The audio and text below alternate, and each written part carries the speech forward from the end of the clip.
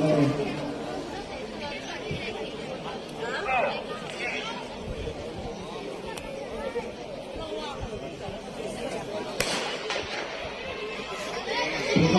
ผู้เข้าแข่งขันประกอบด้วยรางวัลได้ยิงทำงานตามเหตุสุริทิพย์ในเทวินเทศบาลเมืองท่าโขงหมายเลข1637แต่พอดีเมืองคำต้องการทำจังหวัดศรีสะเกษหมายเลข1643พาวินีโยเรื่องคง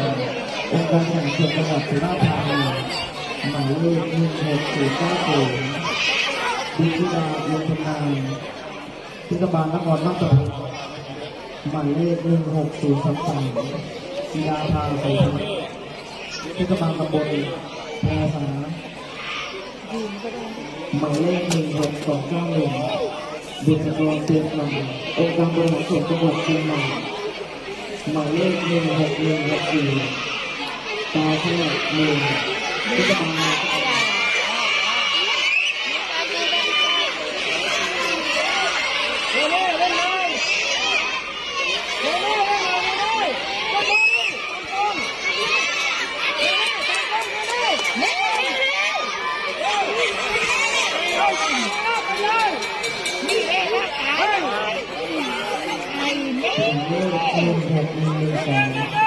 เป็นพยาน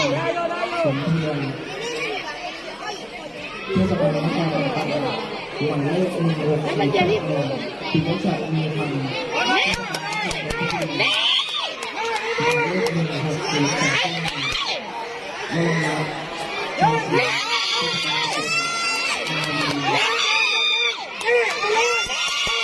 มายเลข1614